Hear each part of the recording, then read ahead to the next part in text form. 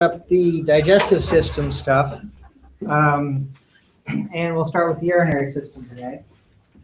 I was talking with one of my colleagues when I first came in this morning, who was saying, "Oh, we only have X number of classes left," and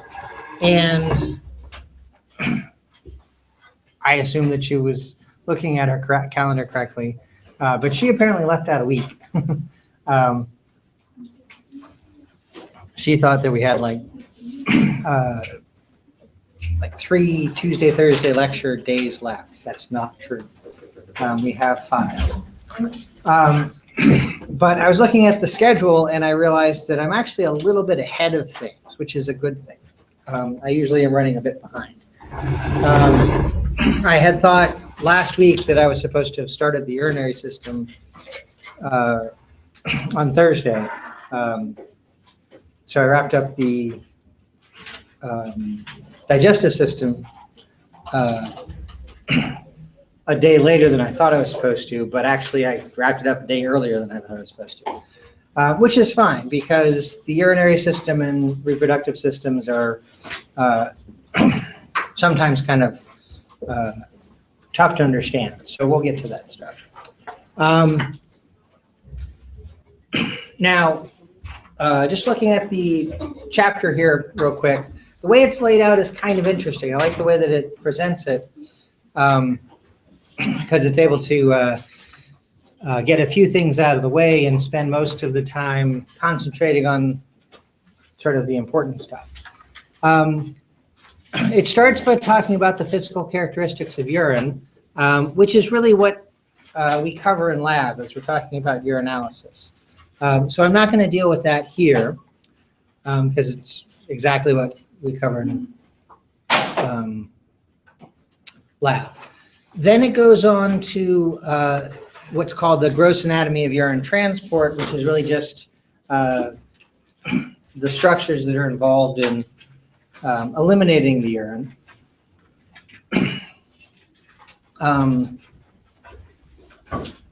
Basically leaving the kidneys out of the urinary system right now because they're more about producing urine.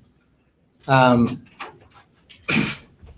it talks about the urethra, which is different between the male and female system because, as we'll see, the male urethra is also part of the male reproductive tract. So it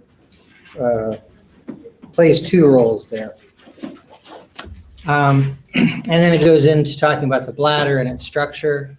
The bladder has a structure to its wall that's reminiscent of when we looked at the digestive system organs. We usually think of it as having 3 layers, but partly that's because we don't make a big distinction in the connective tissue layers. In the digestive system, we had the mucosa that had its own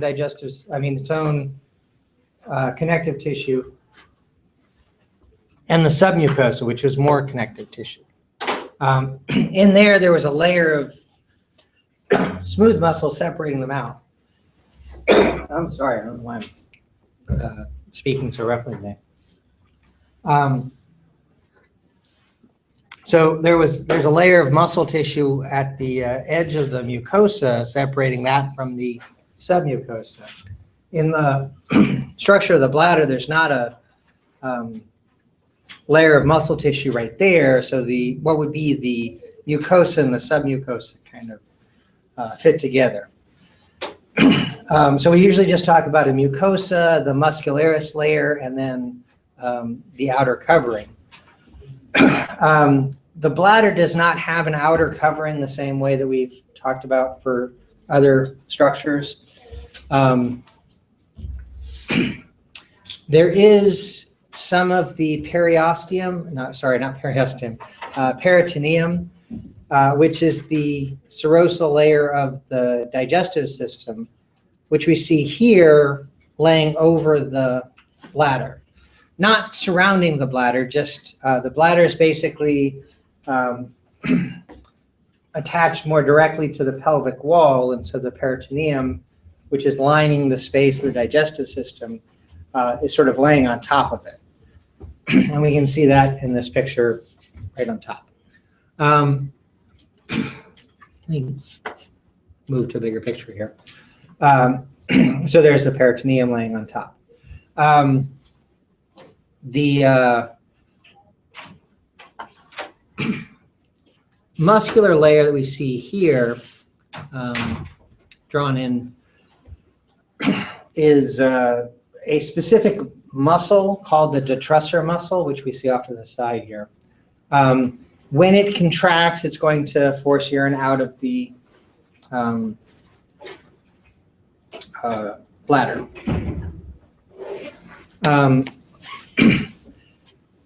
You can't really distinguish under the microscope looking at the tissues, but there is a sphincter muscle here. The detrusor muscle and the sphincter here are both smooth muscle, and under the microscope they just sort of blend into each other. You can't really tell them apart. That's the internal urethral sphincter. When it contracts, it helps hold urine in the bladder. When it relaxes, it allows the bladder to be emptied. So the detrusor muscle and the internal urethral sphincter work sort of opposite of each other. When one's contracting, the other's relaxed. When one's relaxed, the other's contracting. Which is something we see in sphincters in general. In the digestive system, sphincters contract, keeping the food from moving through the system. And the other musculature of the digestive system contracts, helping to move the food along. So we see the same sort of relationship here, that sphincters are sort of under the opposing control there. There's also an external urethral sphincter, which is skeletal muscle. And it gives us the voluntary control over keeping the urethra closed, because we do want to have some control over when we void our bladder. It's not always socially acceptable to do that. So we have some control over that. We don't want to indefinitely close off the bladder. So this, the external urethral sphincter, which we have voluntary control over, we can lose voluntary control over when the bladder is completely full. You don't want the bladder filling up so much that the urine backs up all the way through the ureters to the bladder, to the kidneys. The ureters do expand a little bit, just like the bladder, to accommodate a change in volume, but we don't want that urine going back into the kidneys, because that's going to mess everything up in what happens to the kidneys, which we'll be discussing in more detail later on. So the reflexive control of the bladder includes an autonomic input to the skeletal muscle control, so that we have to relax this muscle to void the bladder at some point. The next section in the book here is talking about the Micturition Reflex, which is talking about voiding the bladder. And this shows some of the structures that are related to that.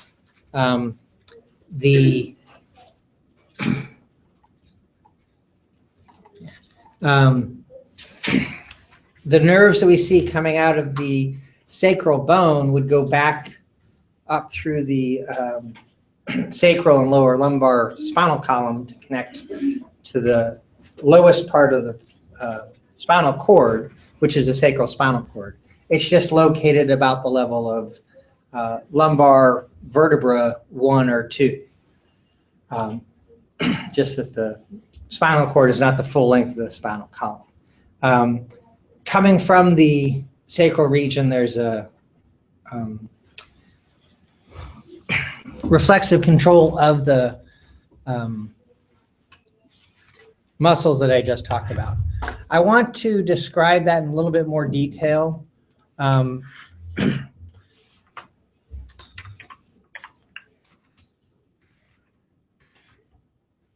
there's more than just the Micturition reflex.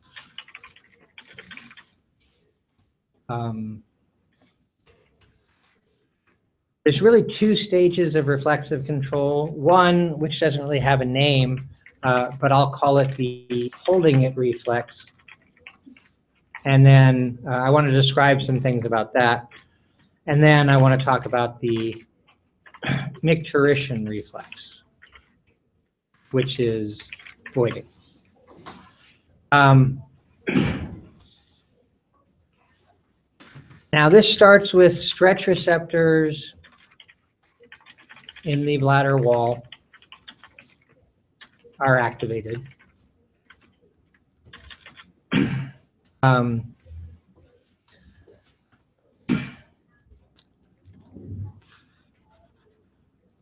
See, how do I want to say that? The minimal stretch activates sympathetic control, which is going to cause relaxation of the detrusor muscle and contraction of internal urethral sphincter. So this is what's going to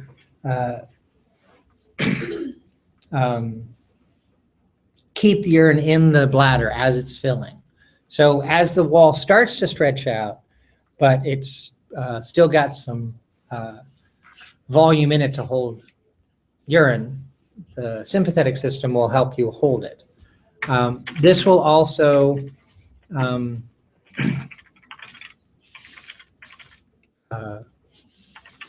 include somatic control of the external urethral sphincter. So that's holding it.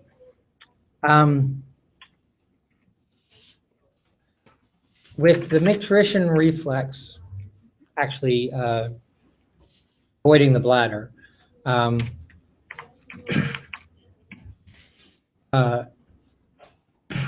stretch receptors are maximally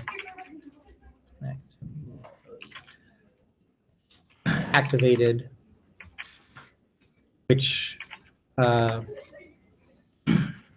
lead to parasympathetic control, is going to cause relaxation of the internal urethral sphincter and contraction of the detrusor muscle.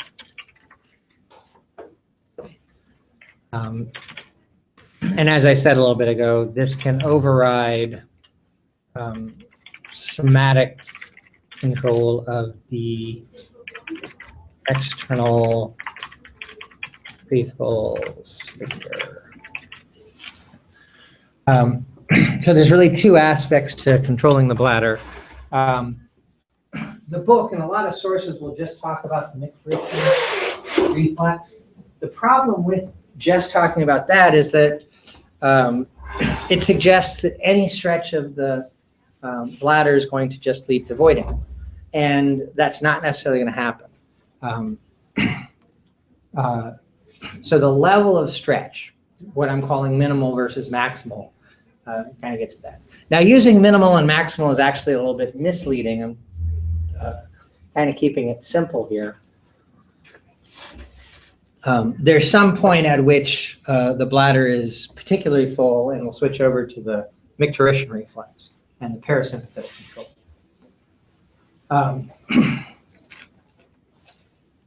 Exactly where that is, I can't easily say. I can't say that I know a particular value to say for that, but it might be, when the bladder's, I'm making this up, like 75% full or something like that. There's just some point at which the stretch receptors have passed the threshold, and the signal then switches over to the parasympathetic control. So there is actually kind of two aspects to that. Now the last little part of that section about, I think it was called transporter urine or whatever it was, refers to the ureters, which I already mentioned. The bladder and the ureters both have a transitional epithelium lining them. So the epithelium can stretch out as the bladder or the urethra, as the bladder or the ureters fill with urine. Really trying to allow for the most storage of the urine before we have to turn to micturition reflex. So I'm not flipping back over to the book right now because just mentioning that about the ureters I think is plenty. And I want to leave this up on the board because I can see people are still writing it down. So those structures, the ureter, the bladder, and the urethra, are really mostly about the storage and elimination of urine. And what's most important about the function there is sort of these two aspects of the reflexive control that we're talking about. The rest of what's going on in the urinary system, what we're going to spend our time focusing on, is what's going on in the kidneys. So what I want to do today is to talk a little bit more in depth about the structure of the kidneys, which we'll get into in a second. It looks like people have stopped copying this down. I can move on. Okay.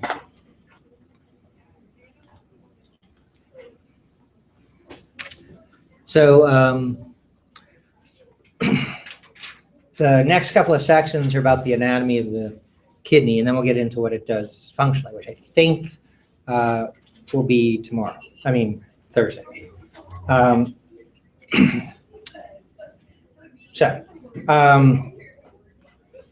Firstly, the location of the kidneys in the abdominal cavity.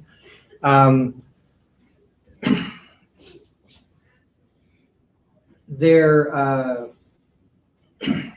located here next to the upper lumbar region. And we're looking at a posterior view of the cavity, so to speak. And we can see the 12th and 11th ribs, which actually go down and kind of wrap around this part of the abdominal cavity.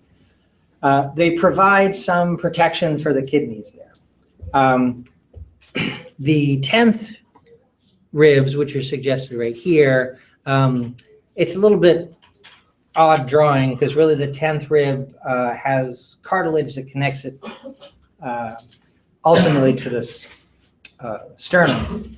The 11th and 12th ribs don't. They're what are called floating ribs. They're just located there in the back, and they provide some protection over the kidneys, which are very fragile organs there.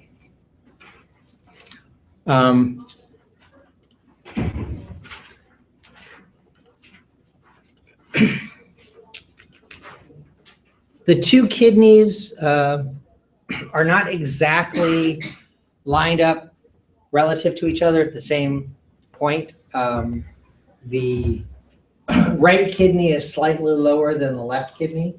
What would be in the way of the right kidney that has to be displaced a little bit lower? Yeah, so the liver's in that position and the kidney just has to be a little bit lower than that.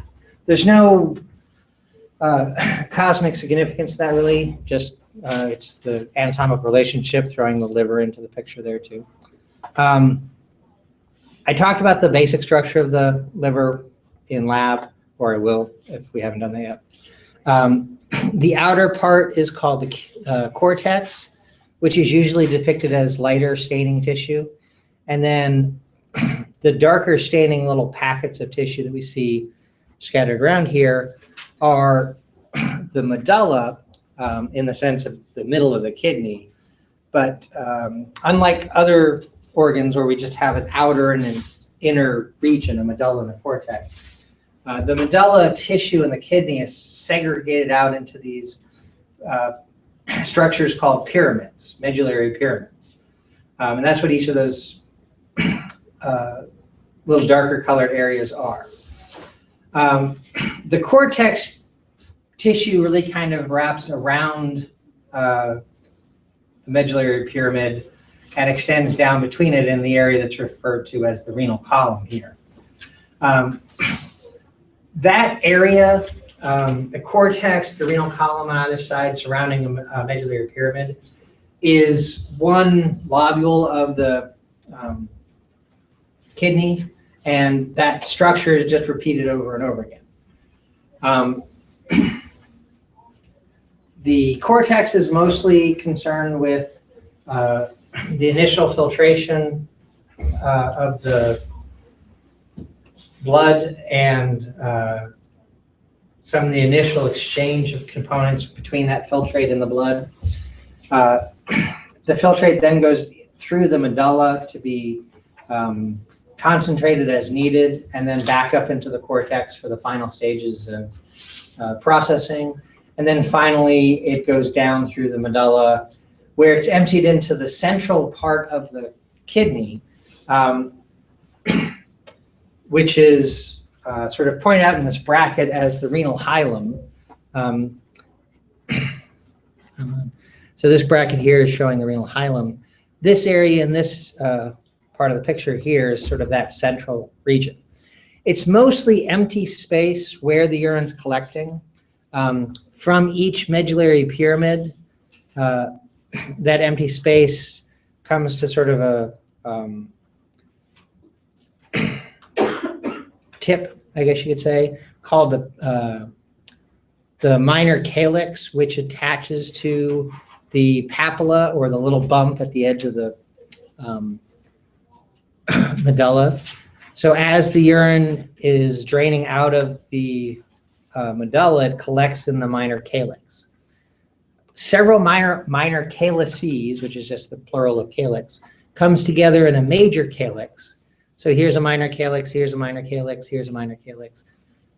They all come together in this major calyx here, and then all of the major calyces come together into the renal pelvis, which is just the open space in the middle where that urine is collecting, and it'll eventually go down the ureter, which we see here. Again, what I was talking about with voiding the bladder, we don't want the urine to back up through the ureter all the way into the kidney. Once it floods back into this tissue, the kidneys stop working properly. So all that control of voiding the bladder that I mentioned earlier is really to keep the urine from backing up into the kidneys here. There's never an indication in pictures like this in the book, but there is a valve that's making sure the urine goes one direction and shouldn't back up into the kidneys.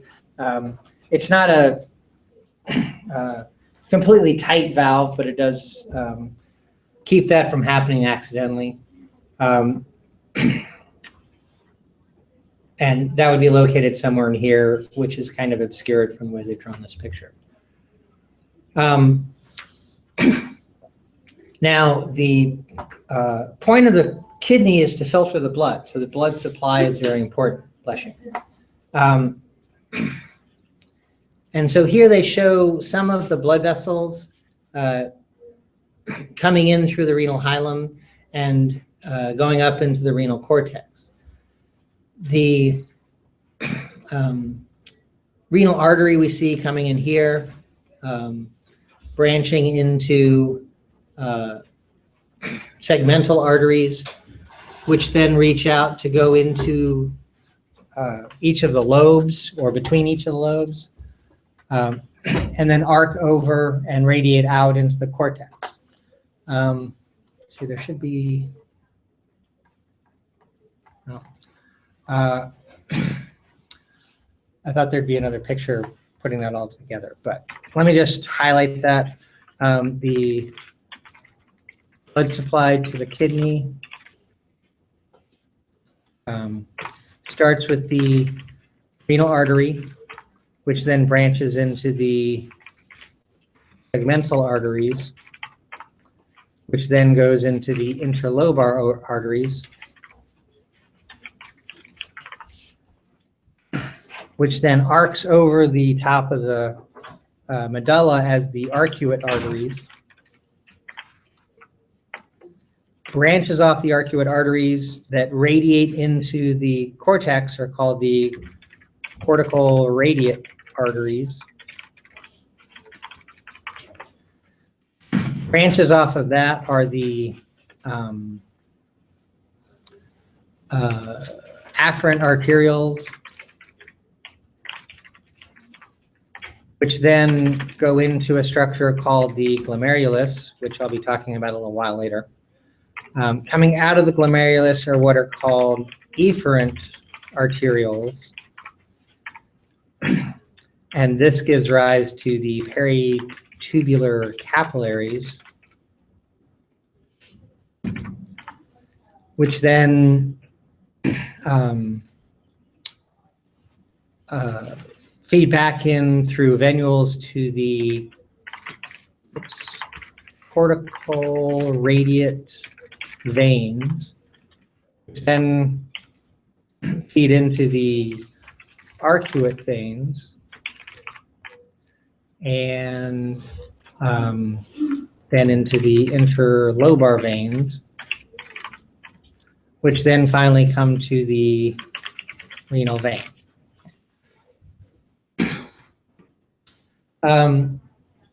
So I'll talk about this structure called the glomerulus in a little while, but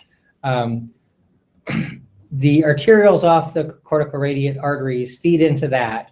It is a capillary structure, but a very unusual one. And then more arterioles come out of that to give rise to peritubular capillaries. And from those capillaries, we go into the cortical radiate veins.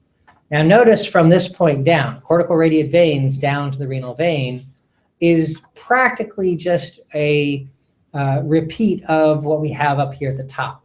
Okay, so renal artery to segmental arteries to interlobar arteries to arcuate arteries to cortical radiate arteries, some stuff happens, and then cortical radiate veins to arcuate veins to interlobar veins, and then to the renal vein. For some reason, which I cannot figure out, there is no such thing as a segmental vein, but there does seem to be something that would look like that. Let me go back to this picture and point these structures out. Again, so here we have the artery coming in. This branch, as well as these other branches going down here, are segmental arteries, and then they branch to go between the lobes. We just see a couple. Those are the interlobar arteries, which then arc over the top of the medulla, which is the arcuate artery, and then radiating out of that are the cortical radiate vessels. In here, they just lump the interlobar, arcuate, and cortical vessels together, not saying the artery or the vein, because they're in the exact same position. So we just point here, these two things are the interlobar vessels. The ones that are arcing over, making the border between the medulla and the cortex, are the arcuate vessels. And then the ones that radiate out into the cortex are the cortical radiate arteries and veins, sorry, cortical radiate vessels. I've always used radiate just to sort of suggest that radiation out into that space, but in this book, they're not using that. Whether they do another point, I don't know, but they're in the cortex. That's what's important there. So not all of you might have finished this, but I'll put this back up on the board.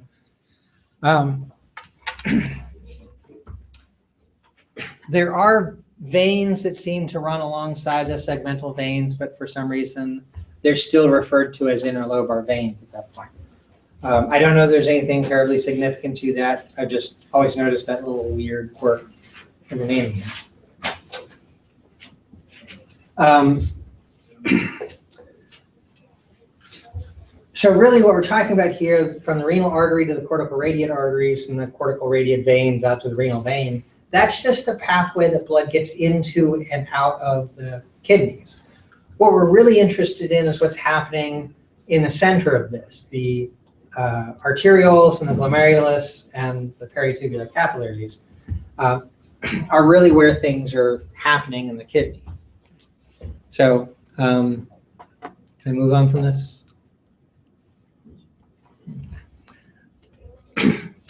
What's not shown in this picture is what we have associated with these blood vessels in the cortex, and then what's going on in the medulla.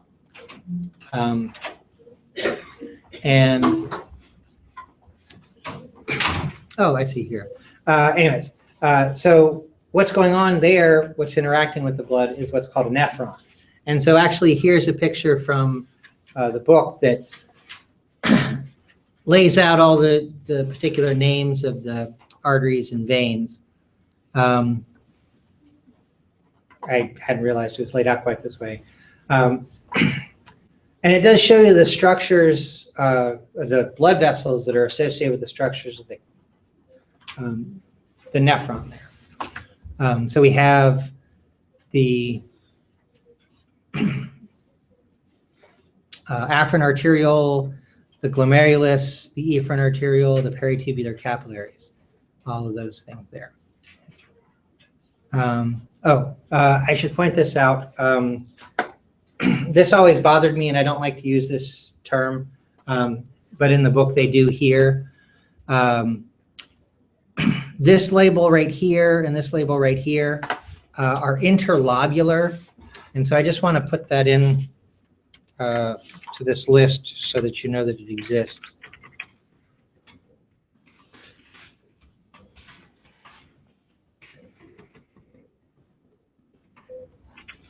I don't like to use interlobular because it's can be easily confused with the interlobar, but that's just another name for the cortical radiate vessels, the ones that are in the cortex.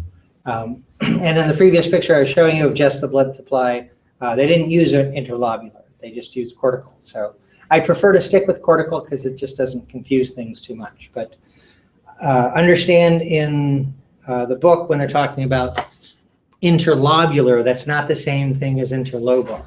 It's not the vessels that are going between the renal lobules, but rather the ones that are up in the cortex there. So they point that out there.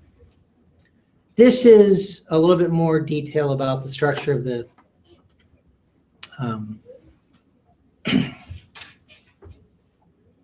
nephron. Let me talk about this. So again, branches off of the cortical radiate arteries, what's called the interlobular artery here. The afferent arteriole goes into a little capillary bed type structure called the glomerulus. And surrounding that is this capsule, what's referred to as a glomerular capsule here. That's where the filtration actually takes place. The blood passing through the glomerular capillaries will filter out everything that can be filtered there. And we'll talk about that structure, that process a little bit later. But that filtrate collects in the glomerular capsule, and then it moves into these tubular structures that we see extending away. So here's the glomerular capsule, and the tube coming off of that is the proximal convoluted tubule. Proximal because it's right next to the glomerulus or the glomerular capsule. Convoluted means that it has a lot of bends and twists in it. It's convoluted. And then, of course, it's a tubule. From the convoluted tubule, we see coming straight down, which is going into the medullary pyramid, this loop that goes down, turns around and comes back up. The loop has various names. I like that they're not giving it any particular name here, it's just the nephron loop with the loop of the nephron. You might also see reference to the loop of Henle, H-E-N-L-E. That's not a terribly useful name. It's the name that came from the person that first described it, but it doesn't tell us anything about what it does. So I like when the book kind of stays away from those kind of terms, just using somebody's name. But this loop goes down into the medulla and goes back up, and then the tubule starts to become convoluted again. This, however, is what we call the distal convoluted tubule. So there's the glomerular capsule, the proximal convoluted tubule, the loop of the nephron loop, and the distal convoluted tubule. Proximal and distal here is just referring to the position of the convoluted tubule in that progression. Distal is the one that's right next to the glomerular capsule. The wait, did I say that right? Proximal is the one that's right next to the glomerular capsule. Distal is the one that's far away from it. They are actually both located right next to the glomerular capsule. It's just the filtrate goes through the proximal one before the distal one. But physically they're right next to each other, which is important in how the nephron functions. They'll have to be right next to each other. The nephron ends with the distal convoluted tubule. It then connects to this large duct, which we see here, which isn't labeled. It's not part of the nephron, but we can see other nephrons are attaching to this at different points along the way.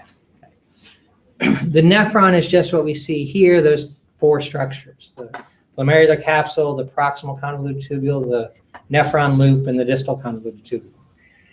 As you can see, the nephron has a very close interaction with the blood vessels there, especially the peritubular capillaries. Between the capillaries that are the glomerulus and the peritubular capillaries, the nephron, which contains the filtrate from the blood, interacts with the blood the whole time. So we can have a lot of control over what we eliminate from the blood and what we retain, so that we can keep track of a bunch of homeostatic mechanisms in blood chemistry.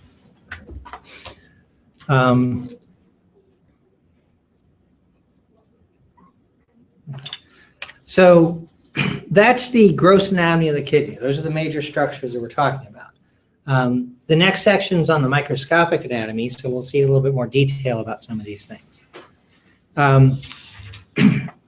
And we're going to concentrate mostly on the nephrons.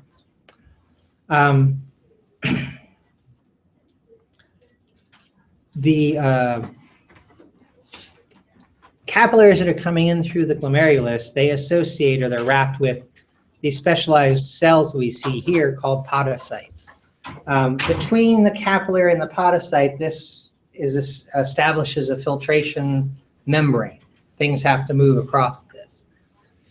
This picture here is probably just taken from the blood vessels chapter, which shows one of the types of capillaries. We talked about these back in the blood vessel chapter. This is the fenestrated capillary. What characterizes a fenestrated capillary is that the endothelial wall has a bunch of holes in it, what are called fenestrations. The word fenestration means window, essentially. So there are windows in the wall of the blood vessel that things can move through.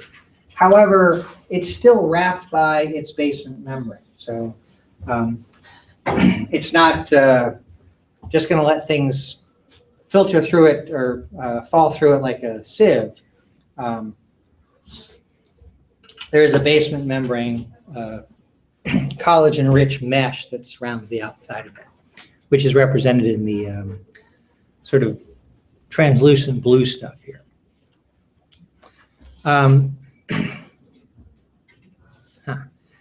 Where the two come together, let me make this picture bigger.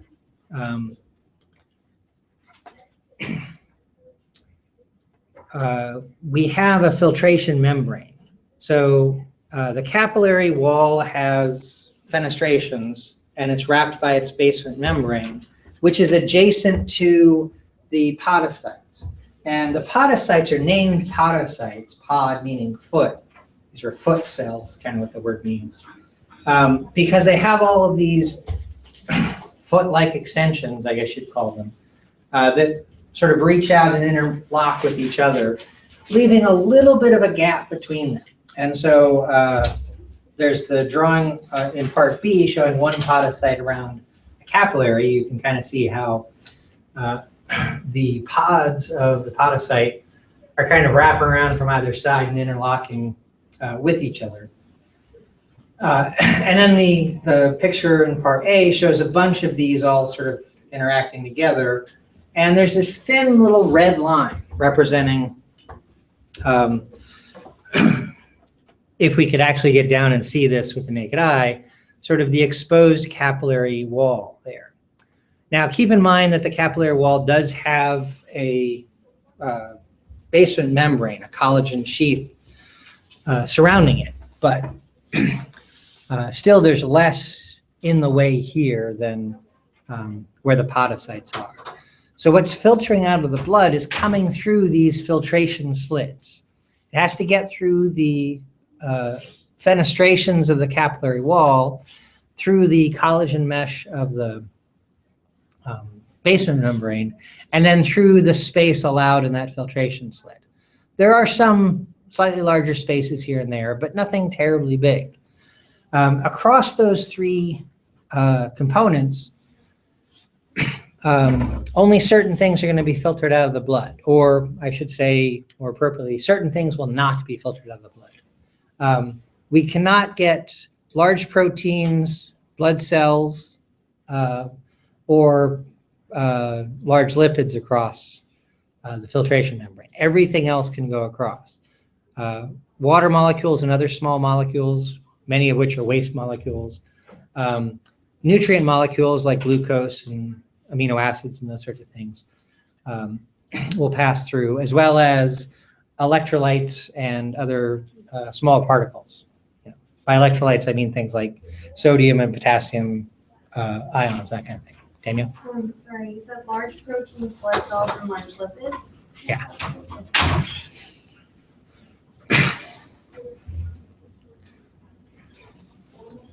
Just large molecules and then the cells, basically. But it's important to point out it's proteins and lipids that really don't pass through. Of the other macromolecules, carbohydrates, essentially, they're going to be in small enough structures like glucose, something like that, they'd be able to pass through. But large lipids, large proteins can't do it. This picture is showing a bit more detail of the structure around the glomerulus as soon as it loads. So we see the blood comes in through the afferent arteriole, and the word afferent really just means going into, so it's the arteriole that goes into the glomerulus. And then we don't see the exposed capillaries here because they're all covered with podocytes. But there's a little cutaway right here. We can see, the blood's passing through all of this stuff. And then the blood's going to eventually leave through the efferent arteriole here. What filters out of the blood is going to collect within the space of the glomerular capsule. Okay.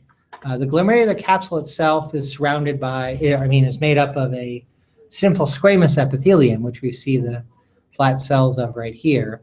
Going over to the micrograph, we can see that simple squamous epithelium kind of represented by this kind of thick purplish dark red line that we see right there. We can see some flat nuclei of those squamous cells every so often, but that's the simple squamous epithelium of the capsule right there. And the space between that capsule wall and the glomerular capillaries and podocytes we see here, that's where the filtration membrane, where the filtrate collects in that space. It will then move out into, I'm assuming, they don't actually have it labeled here, but this seems to be an opening into the proximal convoluted tubule, which we see more of over here. It's actually fairly rare to get exactly where that tubule opens up into the glomerulus, glomerular capsule. like is suggested in this drawing here. So they might not have labeled that because they couldn't be positive that that was what they were seeing here. But based on the structure of the wall of the tubule, the size and shape of the cells, they know that this is proximal convoluted tubule and this is distal convoluted tubule. Notice, however, they're both right next to the glomerular capsule. Okay? The difference is that the fluid, when it leaves the glomerular capsule, goes into the proximal convoluted tubules and then goes through that loop and then comes back up into the distal convoluted tubules. The distal convoluted tubule is going to be adjacent to the glomerulus because it's an important part of regulating what's going on there, which we see over here. So this is that distal convoluted tubule that we just saw a second ago. Part of the wall of this convoluted tubule that's adjacent to the glomerular capsule is called the macula densa. These cells are important for sensing the chemical composition of the fluid passing through the distal convoluted tubule. It should have a particular concentration. If it doesn't, then the macula densa provides input to the glomerular structure so it can alter filtration. The cells that we see here just adjacent to the macula densa that have kind of a strange shape, these are called juxtaglomerular cells. Now, juxta is just a prefix that means next to, as in the word juxtaposition. For some reason, whoever named stuff in the kidneys liked juxta as a prefix. So we see it here, juxtaglomerular cells. There's another juxta that'll come up as we're talking about function later on. The juxtaglomerular cells are then capable of regulating what's going on with the afferent arteriole and the efferent arteriole to regulate how blood flows through the glomerulus, which will directly impact how filtration is taking place. So the filtrate makes up what goes in the proximal convoluted tubule, which eventually gets back to the distal convoluted tubule. If what's in here isn't what's expected, if the sensors in the macula densa are not reacting the way that it's supposed to, then the juxtaglomerular cells will help change what's happening in the glomerulus so that the filtration process is adjusted to what's supposed to be happening. We'll talk about some of that regulation later on, but these are the structures that are involved.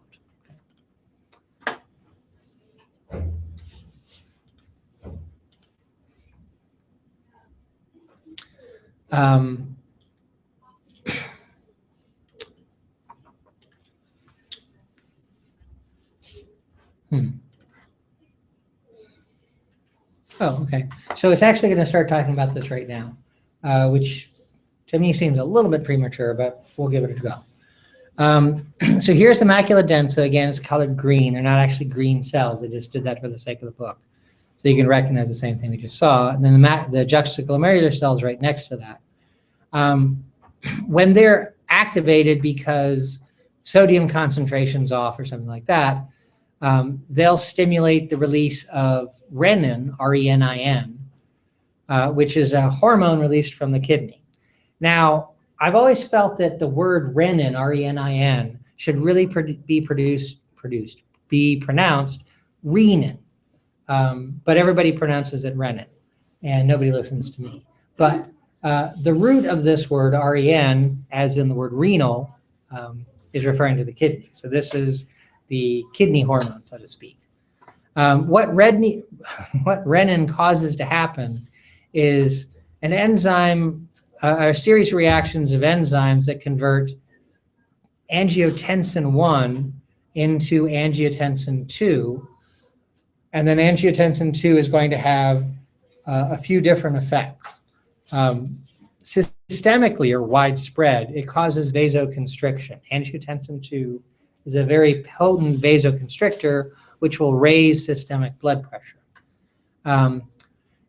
It'll also target the adrenal gland, which is the gland that's sitting on top of the kidney, to secrete another hormone called aldosterone.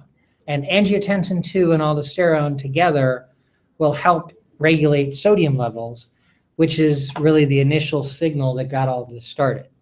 So when sodium levels are low, renin goes through all these steps to give us angiotensin 2 and aldosterone, which affects sodium levels. And we can regulate things there.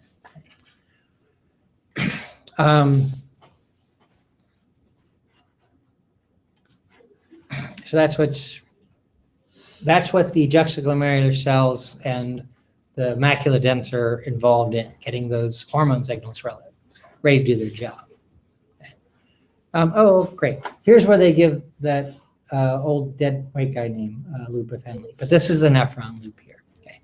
So anyways, we have the proximal convoluted tubule, the loop, and the distal convoluted tubule making up the rest of the nephron.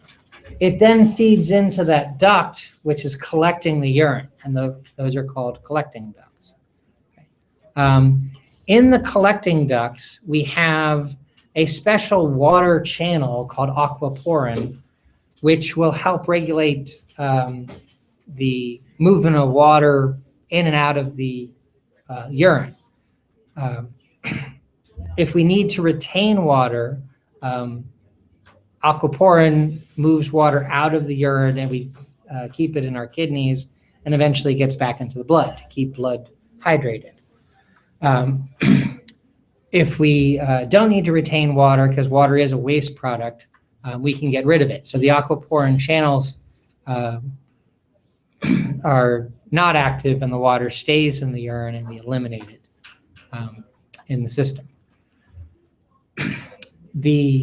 There's a hormone that's in charge of this called antidiuretic hormone, okay, or ADH.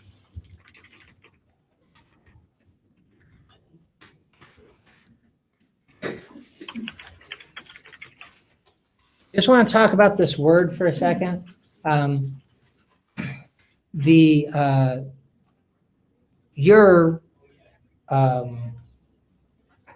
of this word is referring to urine.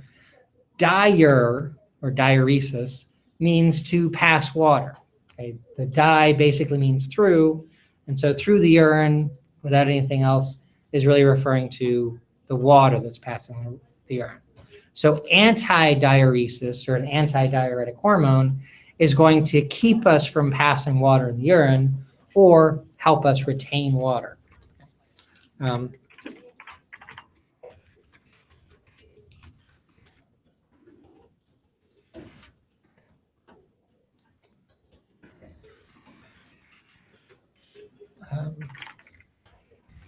So it helps retain water so we don't become dehydrated.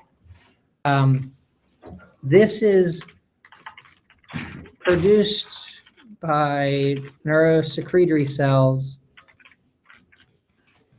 in the hypothalamus and released at the posterior pituitary. I want to make this point. A lot of sources will call ADH a posterior pituitary hormone, which is true. That's where it's released from, but it's actually made by cells in the hypothalamus.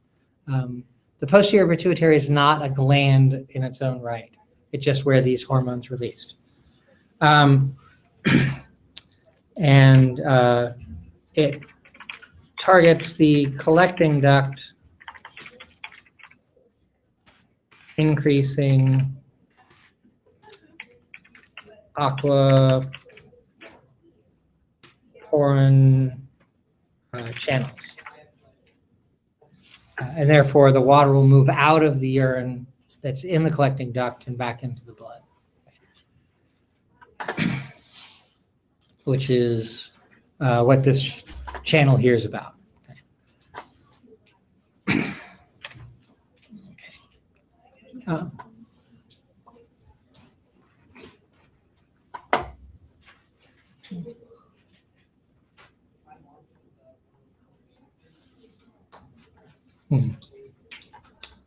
I thought there would be an overview picture. I thought the one earlier that just had the blood vessels was the overview picture, but I'm not seeing it here.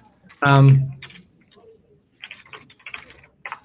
me just find this common picture that suggests what's going on here. There you go. This is a picture out of an old textbook, but I just want to pull it up to show you the parts here. There's basically 3 steps that take place in urine production. I talked about this in lab a little bit, or I will if I haven't gotten to that lab yet. First thing that happens between the glomerulus and the glomerular capsule is filtration. Everything gets filtered out of the urine. And then immediately in the proximal convoluted tubule, certain things are reclaimed from the filtrate back into the blood in a process called reabsorption. And then there are some things in the blood that we definitely want to get rid of as waste products. So they're moved back into the blood through a process labeled here as secretion. Other places will call it excretion, whatever it means, whatever it's referring to, just getting the stuff out of the blood. It can kind of look like in this process that this is a little too busy for what we might think we need.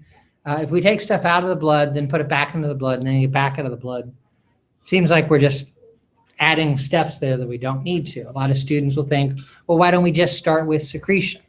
If we can get stuff out of the blood, why don't we just go with that?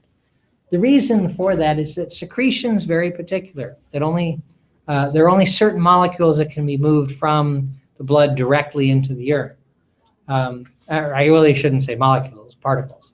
So it could be molecules. There's waste products like urea that we know we make in our body and we know we need to get rid of. And so those get secreted into the urine. Also, we get rid of other particles like ions and other electrolytes that are in the blood as we need them under different homeostatic mechanisms. The thing is that there are a lot of things that we can't get rid of through this direct secretion. As we take various molecules into our body through the ingestive processes, that gets into our bloodstream, we don't necessarily know what it is, okay? Can you tell me all of the molecules that are included in all the food and drink that you've had so far today? Okay. At a conscious level, you certainly can't. Nobody knows their food that well. But even at the molecular physiological level, your body doesn't really know what's in your body. Okay? And so through the filtration process, we get everything out of our blood that we possibly can. Okay? Except for cells, large proteins, lipids, those kind of things. But pretty much everything else comes out. If you took an aspirin this morning because you woke up with a little bit of a headache or something like that, that aspirin passes through your bloodstream, does its job, but then eventually we don't need it anymore. And so it's eliminated as waste. We don't know that molecule is there. We don't have any physiological marker for such an foreign molecule, if you will, in our body. And so it just gets filtered out. All of that stuff gets filtered out at step A and stays in the filtrate. The only things that move back at the reabsorption phase are the things we know we want or we might need. So glucose, amino acids, various electrolytes, ions, those sorts of things, move back into the blood. And then in secretion, we have the ability to fine tune that. Okay. We're not going to secrete the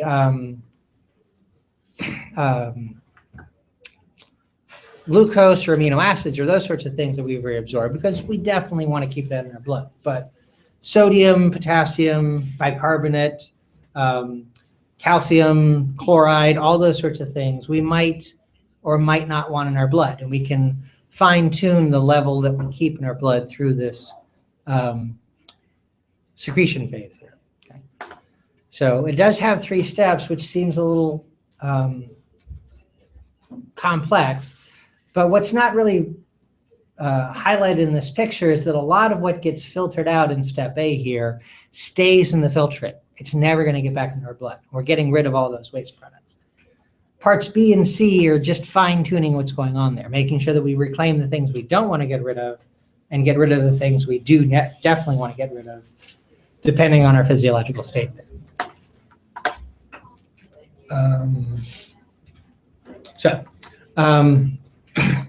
That's essentially what this section in here is getting at, starting to get at. And it introduces this term of glomerular filtration rate, which is the rate at which things get filtered through the glomerulus. Direct restatement of the name there.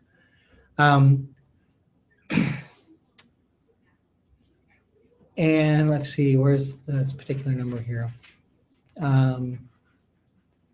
So this just goes through how much blood goes through the kidneys overall, the plasma going through there, the rate at which that gets filtered out, which is about 110 milliliters of filtrate per minute in the kidneys.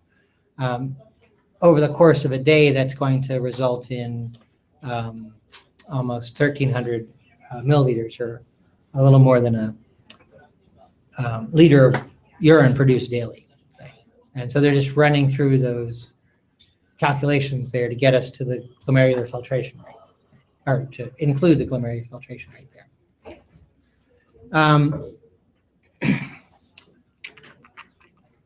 Now, I really don't want to go on here because this is getting into the function of the kidneys a bit more. And I want to kind of separate out the structure and the functions a bit. So I want to come back to this section next time and pick up there. I'm sure you're all brokenhearted that you don't get to be with me for another 15 minutes, but we'll call it quits for the day there, and we'll pick up with this. Remember, nobody has lab tomorrow. Okay? Tomorrow is a Monday according to the school schedule, but the Monday lab, we got a week ahead, and so we're taking this week off. So nobody has lab tomorrow, and then we'll have class again on Thursday. Question? Go back to this? Just that, or?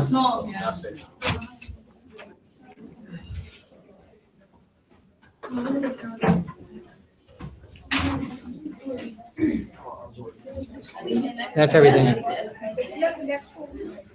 If you need to see the reflex stuff, I'll move up to that part too.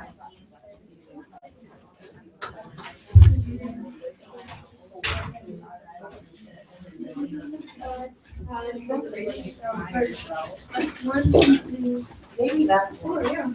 I have a couple questions about the immune system part.